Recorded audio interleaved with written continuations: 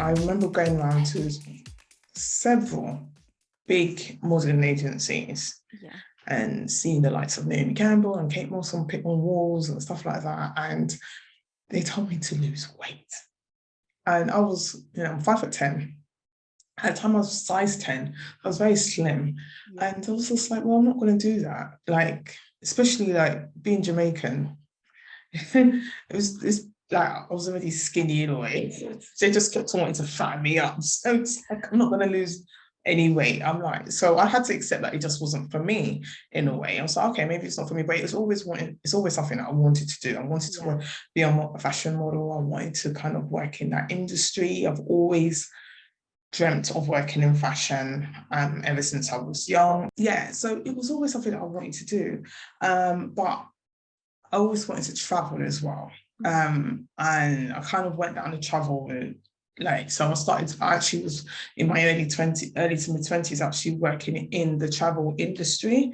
So, and then I was made redundant because like at the time, there were several wars going on and certain events happened and a lot of people was like not traveling as much. And it kind of hit the travel industry kind of like knock on. But the pandemic now. But we loved the pandemic. It was such a blast. I know, yeah, but it's in this sense it was different because it wasn't because people weren't able to travel. People chose not to travel. Yeah. So unlike now, everybody can travel and everyone's gone. And everyone's gone nuts for it, haven't they? Yeah. So with that, I was made redundant. It was either that or take a massive pay cut, and I was like, I want the redundancy. So I then went traveling, and then when I came back, I was applying for some airline jobs and stuff like that. And then it was at that point that things started to go downhill. Yeah. So that's what kind of happened really. So at the time I was doing like a part-time bar job trying to figure out my life. Yeah. So I wasn't do I try and stick in travel? I had applied for some jobs abroad, air stewardessing, things like that. Or do I want to be based here? And so I had like several jobs interviews and stuff, but like lined up, but because of my health situation, I couldn't really, because it was like a big question mark, like what's going on?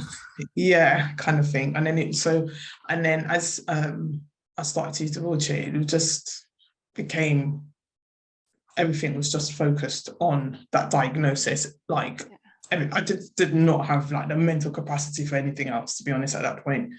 So, but yeah, and then, fast forward 5 years, and then coming out of this fog and started to live a bit, and I got a power chair to be more independent. And I moved out, got my house, live on my own. I wanted to know that I can be dependent on my own and independent as a disabled person as well, and just kind of get to know who I am again. And then I decided to start a blog in 2016. So this was like 11 years now after after the first kind of start of everything. And I started a blog. I was about to celebrate my blog's first birthday when I was scouted in the street by two women who belonged to a modelling agency, and they invited me to a test shoot. And the next day, and they signed me to their modelling agency, and that's how I became signed. And I worked with loads of brands, but then also through blogging and social media and doing the influencing side, content creation, I've worked with even more brands. And so by doing what I was doing with the blogging and the social media route, that also has landed me opportunities to work with brands and stuff, like being featured in Vogue, for example. So that was a pretty huge thing. I was gonna say, that's massive. Yeah. Just casually gloss over it, like, I was once in Vogue. Yeah. No, so it was like last September. So that was kind of so that was kind of cool. I was like, wow, oh my gosh, this is amazing. So I said, okay, my next house, I've still got another dream of mine. I've been in it, just need to be on the front of it now. Yes, I love that. I love that. Yeah. And I think disabled modeling is like, firstly, how serendipitous is that you were like walking down the street and then you got scouted, like considering that's what you wanted to do when you were little, like honestly, like what a serendipitous moment, being like, here it is, crazy. like your dream is literally being, you know, it's almost like the universe has like played its cards and been like, this is, you needed to do this because this had to happen because this is how it's going to work.